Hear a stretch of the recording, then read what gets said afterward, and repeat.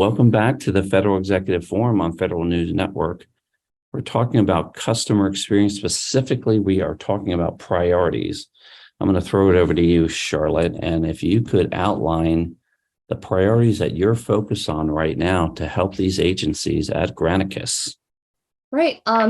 In our perspective, there's two experiences that we can contribute to, which is the subscriber experiences, like the agency customers who've opted in, I'm asking for information, I want to know more about your products and services, and then the enrollment experience. This year, we're doubling down on this idea of enrollment experience, the journey of a customer towards adoption of a service or a product. And when you think about a journey map or a customer map, which I'm coming from industry, I've done so much of those.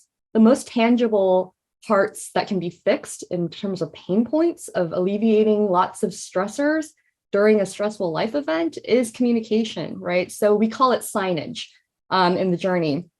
And I think when we break down enrollment, we're thinking about creating the account. What are the barriers to creating an account? People need confidence to understand expectations and what benefits they're going to receive from completing this. And how are you communicating that? We're talking about login. We need a compelling message on why they should give you their information, right? Clearly outline sense of urgency, benefits. And I think that, the error proneness, designing for that. We're talking about starting the application. The lack of urgency or incentive to be proactive is maybe one of the reasons they're not even starting the application, right? So it can appear confusing and complex. So can we do something to mitigate those feelings so that they even begin the journey, right? And then we're talking about navigating the requirements, which I love talking about, which is, if something becomes very complex, you can unstuck them quite a bit by saying, you left off here, or we see that you may need help at this stop and juncture. Can you send them a proactive communication saying, hey, remind me, I'm reminding you that your application is due and you left off here. Right. So these are things that truly make a tangible difference in the customer journey. And having done CX work at, the House of Representatives, it can become esoteric quite often when you do CX, but it can be very tangible because we appreciate that so much in our private lives when we receive a text message from the school saying the bus is going to be late, which is, a huge relief. Right. And then, lastly, we're talking about gathering documents and information. Can you make that clear with document or communication and alleviating confusion? So, getting from awareness to submission, then enrollment, I think is something that can be broken apart and that we're prioritizing, figuring out and presenting to our customers in the coming year. And we certainly really appreciate it. Courtney, I know there's a lot of priorities over there that you're focused on. Give us your top priorities there for top one or two priorities that you're focused on at IRS these days. Oh, I have to limit it to one or two. Oh no. So as I said earlier, choice and access are is the guiding principle that we think about. So expanding service in that online account, in offering chatbots and other tools, callbacks that help relieve some of that pressure on the phone so that folks can get the answers that they need in a timely fashion in the way they want them. Those are huge priorities in terms of choice.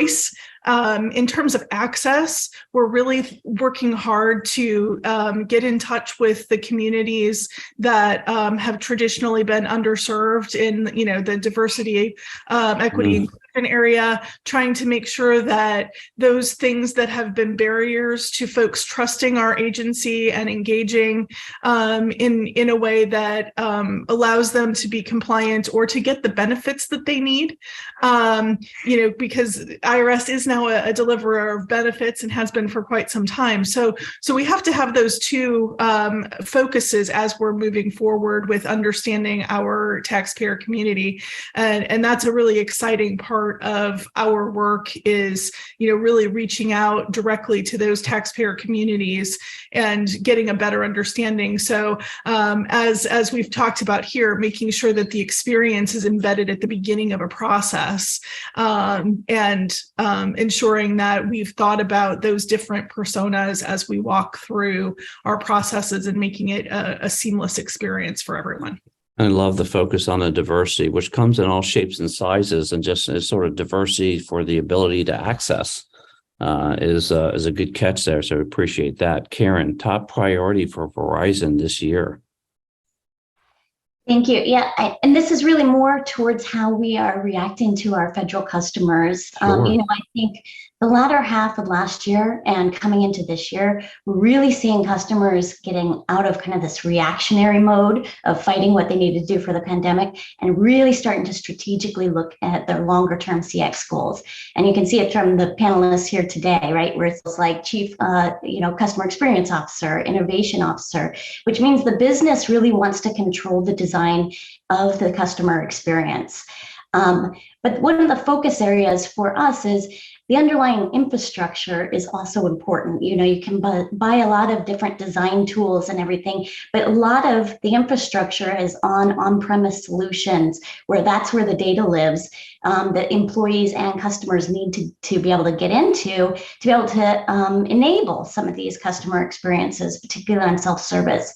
So helping our federal customers guide through that on-premise to potentially cloud, and how do we make sure that it's still in a secure environment, where adhering to the FedRAMPs or IL certifications that are needed is a big wave in the future for us.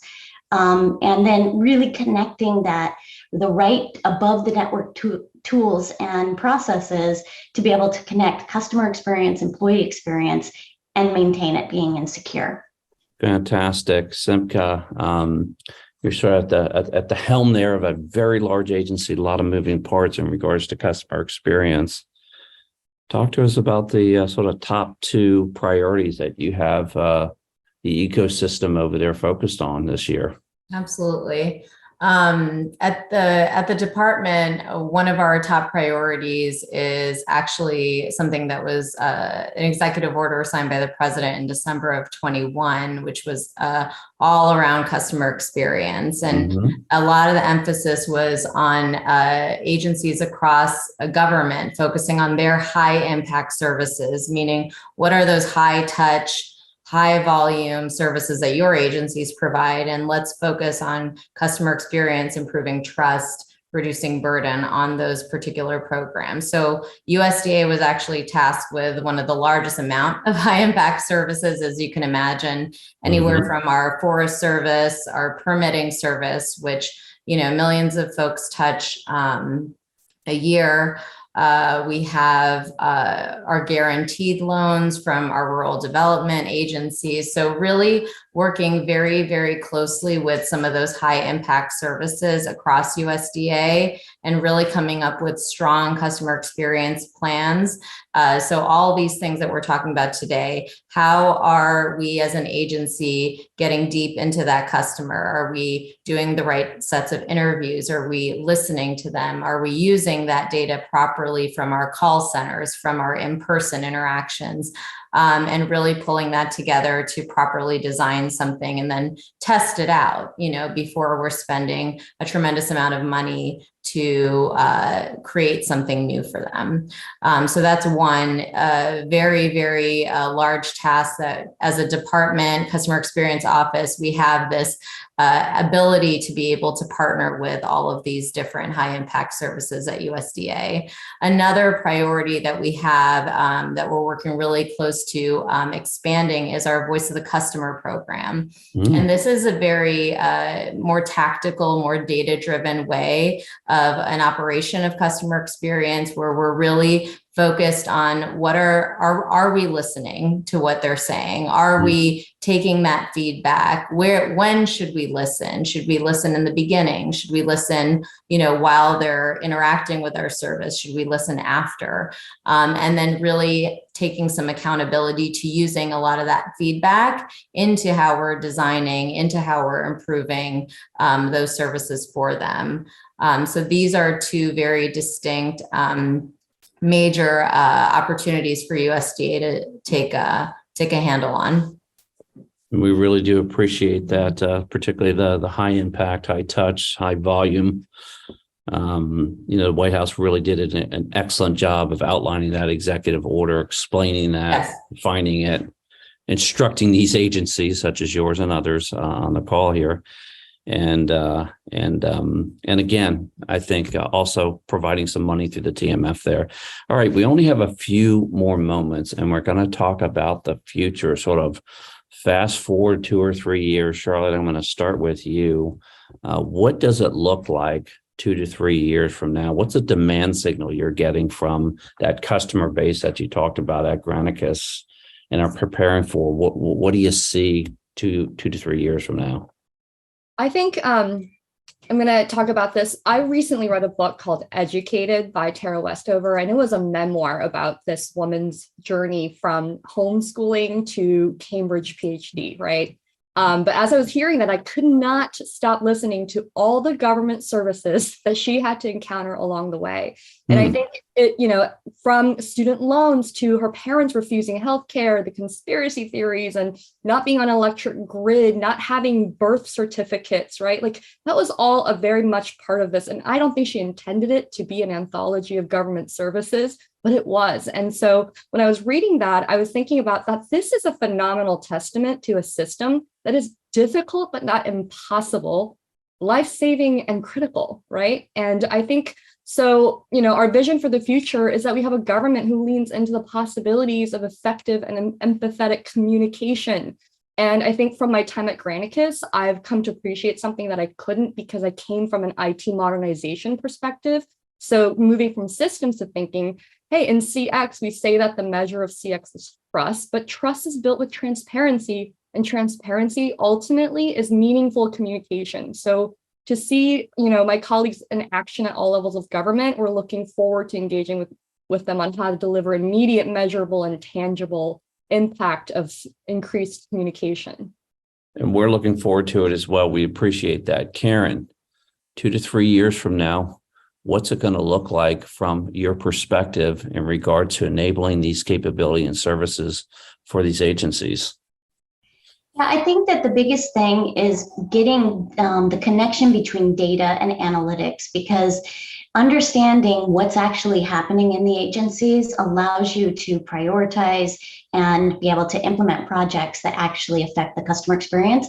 A customer experience is not kind of a set it and forget it. It's an ever evolving, always optimizing type of area. So I see that the dispersed systems that exist in most agencies in the federal government, being able to be connected, being able to see what's going on across these large organizations, and being able to make better decisions, both financially and prioritizing projects that then ultimately optimize that customer experience. Really do appreciate that, and love the stitch together those two entities. Simca, once again, you pointed out some very important things. If I'm a farmer out there in Iowa 2 to 3 years from now, what do you want that experience to look like? What do you expect that experience to be? I was thinking about this question, and I think I would boil it down to kind of 3 words.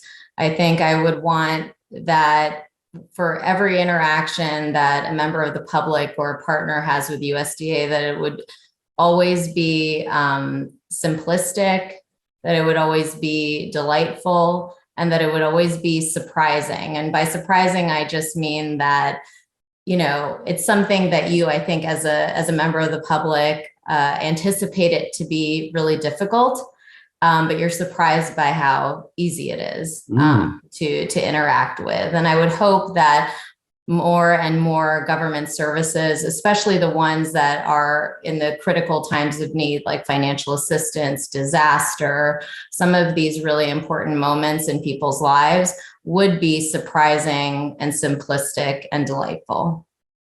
I love that. And I love that sort of North Star there. That's fantastic. It's a good way to outline that. Courtney, how about at the IRS? 3 years from now, I'm logging on to my account. I can do some stuff today. What am I going to be able to do in 3 years? Well, we hope that there will be much more functionality in terms of self-service, because we know that that's what taxpayers want, but also, a complete suite of choices for taxpayers to get the information that they need. It's a voluntary system overall, and most taxpayers do the right thing, or at least want to do the right thing, and we haven't provided them with the right information up front. To Charlotte's point on communication, I think our work will never be done. The end game is, let's have a system that's easy for taxpayers to comply. And if that in 2 to 3 years, I think we'll be much further along the path than we are today. But our work will never be done. Sure. And I would imagine that your ability to sort of bake those into the ecosystem, I think, as Beth describes, will be much more mature at that point as well. Absolutely. And we really do appreciate that. Gary, you outlined this as well in regards to those various interactions and some of the, we'll call it underlying capability to enable those 2 to 3 years. What do you think of where will you be at that point? Where will the Department of Education be in regards to that capability? There was a concept a while back, and I don't remember what who basically stated it, but there was a concept of the wow factor. I like the concept also from Simca of the delightful experience. I think that's really what we have to do is what is that modernized infrastructure that we can bring to bear, Amazon-esque, Google-esque experience that people really expect. I mean, in this day and age, they expect the digital experience to be equivalent to those types of, leading edge capabilities there. And so, but I think it's really founded in an intensive understanding of the customer and their requirements. What do we need to do from an access standpoint? What do we need to do to really embrace that change that's required? And then ensure that we are consistent with the diversity, inclusion, and equity related requirements, and then ensuring that it's secure. And so I think really as we look down the 2 to 3 year path, what we can do to provide that wow factor, I think is really where we're laser focused on.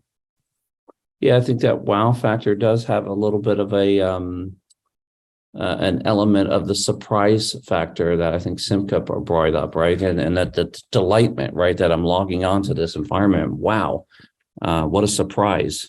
This has been a fantastic experience. So I really love that idea, that concept. It's just so elegant and so simple, Beth. I know that there's a whirlwind of activity going over there that you've outlined here. What do you want it to look like 2 to 3 years from now? Perhaps whether it's the traveler going through the airport or the person in need on their sort of worst days. You described it in FEMA trying to get goods and services. So I'm going to take the delight and the wow and the surprise a step further. I want it to be expected. I want interacting with government services to be like telephone service, right? You pick up the handset now I'm showing my age, and the dial tone is there and it's easy and it's ubiquitous. And so I want us to get to a level of maturity where everything we do in government services is thinking about the customer first, making it efficient, effective, secure, but that it's not a surprise that I interact with a government service and it does exactly what it's supposed to do in the easiest way possible. Now that may not be a 2 to 3 year goal. That may be longer term to really get customer experience built into our culture. In the same ways I mentioned cybersecurity, over the last couple of decades now, everybody talks about cybersecurity. My grandmother, right? And phishing schemes and scams in email. I would like customer experience on the positive side of things to be so ingrained in our culture and the way that we look at conducting our business that it's just expected. It's what we do. And that it's not special or unique or different that I go to a website and I get what I need on the first try without it being difficult. I want us to be that good. And so that's my vision for the future, to where that anybody that interacts with federal government services gets the exact experience they ought to have, and it doesn't feel unique. That's a great outline. It's a great expectation, and And quite frankly, it's going to be up to leaders like yourselves on this session to push that forward and paint that future and plow that path, if you will, and demand that capability and the outreach to the partner and vendor community as well, and to bring them along and set that expectation. So we really do appreciate it. I want to thank all of you for taking the time out of your busy schedules to be with us on this program. I'd like to thank the sponsors here for supporting us on this show. I'd like to thank the good people here at Federal News Network that make this program so successful and enjoyable. And most of all, I'd like to thank you, the listening audience out there that tune in every month. You've been listening to the Federal Executive Forum, part of the Federal News Network.